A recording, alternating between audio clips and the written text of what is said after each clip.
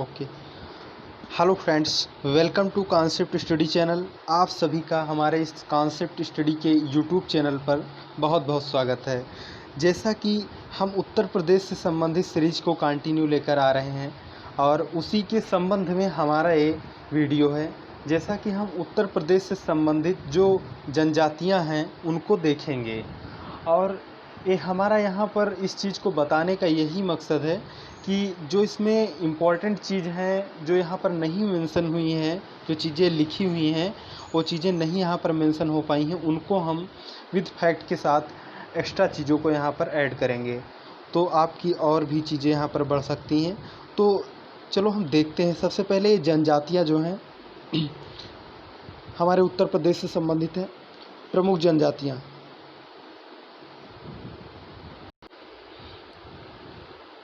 तो उत्तर प्रदेश में अनुसूचित जनजातियां संख्या तथा प्रतिशतता की दृष्टि से बहुत ही कम पाई जाती हैं। तो उत्तर प्रदेश में इनकी संख्या अन्य राज्यों की अपेक्षा कम है। जैसे कि हम देखें तो एमपी है, आपके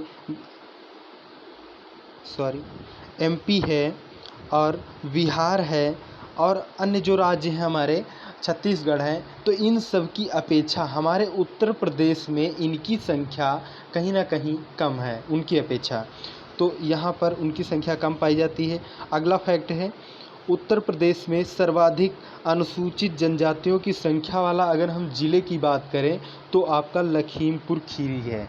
लखीमपुर खीरी, आपको याद आ गया होगा कि यहीं पर हमारा दुधवा नेशनल पार्क है। दुधवा नेशनल पार्क है जो कि लखीमपुर खीरी में है।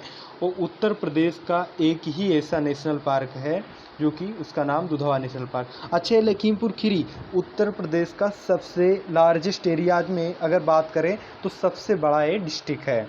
ठीक है, अगला देखते हैं।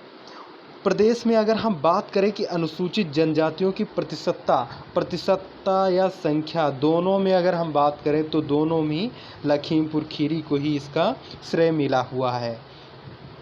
अगला देखते हैं इसमें क्या है कि अगर हम बात करें कि उत्तर प्रदेश में सर्वाधिक फैजाबाद और जालौन में इनकी संख्या एक हिसाब से देखें तो जनजातियों की ज़्यादा एक भी व्यक्ति नहीं है, एक हिसाब से कुछ भी नहीं है इनकी संख्या।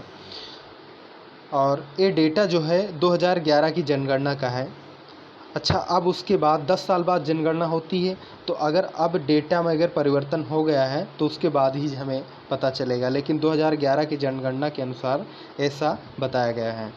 तो अगला हम देखते हैं जो उत्तर प्रदेश में जितनी भी जनजातियां पाई जाती हैं अगर हम उनको वन बाय वन अगर डिस्कस कर ले जो सबसे अच्छा रहेगा। भाई कंबाइंड में उनका अध्ययन करना इम्पॉसिबल है और करेंगे भी तो उसमें फैक्ट का ज़्यादा अच्छा नहीं सिस्टमेटिक तरीके से बैठता है। तो हम सबसे पहले थारू जनजाति के बारे में देखेंगे। तो थारू जनजाति देखने से पहले हम कुछ इनके बारे में देख लेते हैं फैक्ट के तौर पर। तो थारू जनजाति, जैसा कि अगर आप थारू का अगर आप इसका सर्च करेंगे मतलब, तो थारू शब्द की जो उत्पत्ति है अगर हम देखें तो इसका मतलब आपका ठहरे और तरहुआ और आपका ठिठरहुआ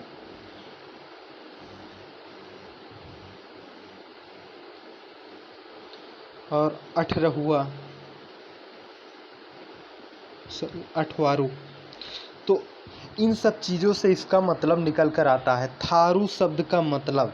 ठीक है, अगर कहीं ये भी पूछा जा रहा है एग्जाम में कि थारू या ठहरे शब्द का मतलब क्या, ठहरुआ शब्द का मतलब ये किस जनजाति से संबंधित है ये शब्द, तो आपके थारू शब्द का ये मतलब होता है।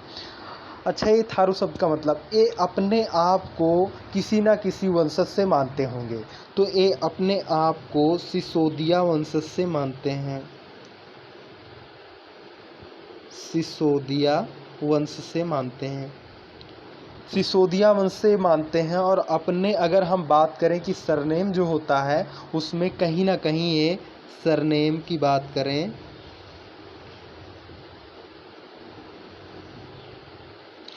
तो अपने आप में लगाते हैं राणा,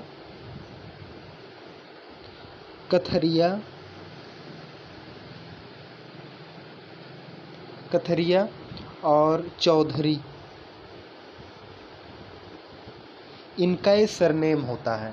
कहीं ना कहीं अपने नाम के पीछे लगाते हैं अपना सरनेम। अच्छा, इनमें क्या होते हैं, कुछ का ये मानना है, ठीक है, कि सिसोदिया वंशज के हैं, लेकिन कुछ लोगों की ये मानना रही है कि ये मंगोलियाई थे। इनमें मंगोलियाई तत्व की भी कुछ ना कुछ प्रधानता, यानी मंगोल जो लड़ाकू प्रवृत्ति के, या कहीं ना कहीं उनमें जो होता इस प्रवृत्ति की जनजात विद्यमता थी। तो ये अपने आप को कहीं ना कहीं कुछ मंगोलियाई से भी मानते हैं, मंगोली से भी अपने आप को ये मानते हैं। ठीक है, तो अब हम इन पर कुछ और देखेंगे कि थारू जनजाति है क्या। इनका हम आपको फिगर दिखा देते हैं। ये है थारू जनजाति, ये परंपरागत रूप से थारू जनजाति हैं। इनके ये लेडी जो कि ये पूरी की पूरी वेशभूषा, इसी वेशभूषा में रहते हैं। आगे चलते हैं, हम देखते हैं कि थारू जनजाति के बारे में और हम जानेंगे क्या है कि इनका अगर निवास स्थान की बात करें तो उत्तराखंड, उत्तर प्रदेश, बिहार, नेपाल, इनके नेपाल की अगर बात करें तो पार्टिकुलरली इनका क्षेत्र तराई भाग है। ठीक है, नेपाल का तो तराई भाग है। ठीक है, और नेपाल की अगर हम टोटल पॉपुलेशन की अगर बात करें तो टोटल पॉपुलेशन का 6.6% नेपाल में इनकी पॉपुलेशन है। इतनी परसेंट इनकी पॉपुलेशन है नेपाल में। और नेपाल की ये बात हुई। अगर हम बात करें कि उत्तराखंड में, तो उत्तराखंड में इनका अगर हम बात करें पार्टिकुलर निवास स्थान की, तो इनमें नैनीताल है। कौन है? नैनीताल है। और दूसरा आपका हो जाएगा उधम सिंह नगर, उधम सिंह नगर। इन दोनों जगह उत्तराखंड में इनकी जो होती बहुतायत में इनकी संख्या पाई जाती है। अगला देखते हैं, इसमें अगर हम बात करें कि बिहार की अगर बात करें तो बिहार में कहाँ कहाँ पाई जाती हैं। चंपारण इनका डिस्ट्रिक्ट सबसे मेन है, चंपारण में इनकी संख्या ज़्यादातर पाई जाती है। तो इतना हमने देख लिया कि ये ज़्यादा कहाँ पाए जाते हैं, इनकी संख्या कितनी है, कहाँ पर भी है। ठीक है, और मेनली ये उत्तर प्रदेश में आपको देखने को ज़्यादा मिलेंगे। तो अगला देखते हैं, इसमें क्या है कि उत्तर प्रदेश में अगर बात करें तो ज़िले गोंडा, लखीमपुर खीरी, बहराइच, महाराजगंज, गोरखपुर, इन जगह पर थारू जनजातियों की संख्या ज़्यादा है। ठीक है, अपने वो अकॉर्डिंग यानी अन्य जगह से। ठीक, अगला देखते हैं कि थारू कीरत वंश के भी माने जाते हैं। जैसे हमने कुछ बताया कि कुछ सिसोदिया वंश के भी मानते हैं, कुछ ने कहा हम अपने आप को सिसोदिया वंश को मानते हैं। सिसोदिया ये समाज में जैसे किंवदंती होते हैं या प्रचलित मान्यताएं होती हैं, बहुत पहले से चली आ रही इस वंशज के हैं, तो उनके आधार पर इनको सिसोदिया वंश का भी कह दिया गया। और इनका क्या, मंगोलियाई भी इनको कहा गया, मंगोली भी इनको अपने आप में, और ये अपने आप को कुछ में कीरत वंश के भी माने जाते हैं। ठीक है, तो जैसे भी ऑप्शन में है उस हिसाब से हम अपने आप को तैयार करेंगे। ठीक, अगला देखते हैं कि इनका अगर नाम थारू पढ़ने के मत में देखो क्या क्या है। कि हमने थारू के अर्थ आपको समझा दिया था कि थारू शब्द की अगर आप नेट पर या कहीं पर विकिपीडिया पर सर्च करेंगे तो थारू के मतलब क्या क्या हो जाए, ठहरे, तरहुआ, ठिठरुआ, अठवारू, इस तरह के आपको मतलब निकल कर आएंगे उसमें देखने को। अगला अगर देखते हैं कि थारू पढ़े कैसे इनका नाम, उस मत में अगर देखते हैं तो ये लोग थार के मरुस्थल में आकर बसे, इसलिए इनका नाम थारू पड़ा।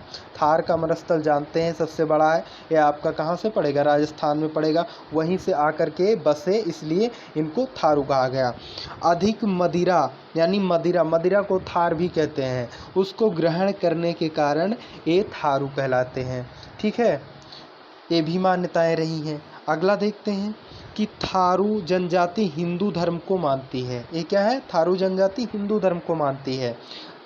और थारू जनजाति पुरुष जो होते धोती पहनते हैं तथा पुरुष धोती पहनते तथा चोटी रखते हैं। अपने आप में बालों की ये डिजाइन इनकी होती है। और थारू ऐसा देखकर भी आप बोल भी नहीं सकते, क्योंकि ज़्यादातर बहुत लोग फैशन में भी ऐसा रखते हो सकते हैं।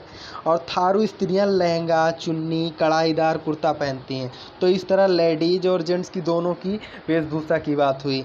अगला देखते हैं, ये थारू जनजाति जो होती हैं स्त्रियां खुद के द्वारा मारी गई मछलियां नहीं खाती हैं, खाती हैं, अपने द्वारा ही मारी गई मछलियां खाती हैं, पुरुषों द्वारा नहीं खाती हैं, क्योंकि अपने आप को ये कहीं ना कहीं उससे अलग रखती हैं और उससे कहीं ना कहीं ये उसको अच्छा नहीं मानती हैं कि पुरुष दूसरे कोई मार कर लाए हम खाएं।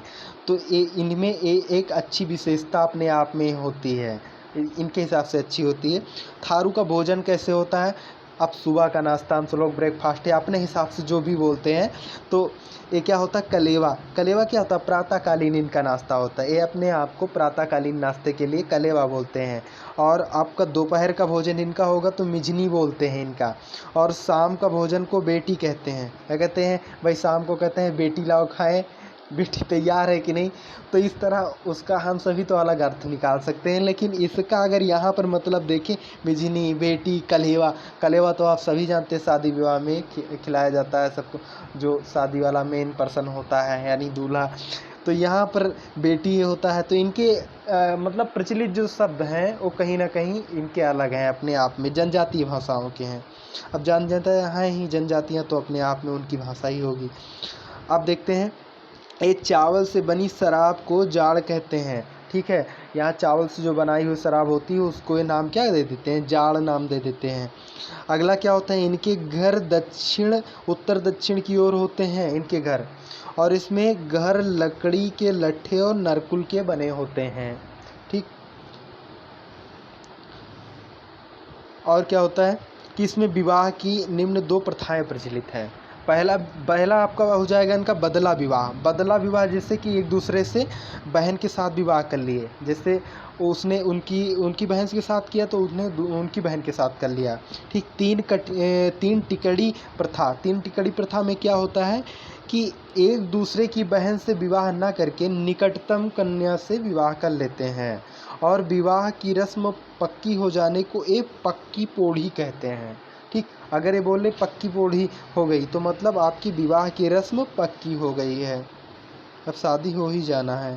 तो इसका मतलब अगला हम यहीं तक देखते हैं, फिर अगली हम टॉपिक को बात करेंगे बोक्सा जनजातियों के बारे में, ठीक है। तो यहाँ तक हमारा ये टॉपिक कवर हुआ, अगली हमारी बोक्सा जनजाति होगी। तो फ्रेंड्स, हमारा वीडियो कैसा रहा आप ज़रूर लाइक करिए, शेयर करिए, सब्सक्राइब करिए, और अपना कमेंट बॉक्स में हमारा अपना प्रतिक्रिया ज़रूर बताइएगा। Okay, thank you.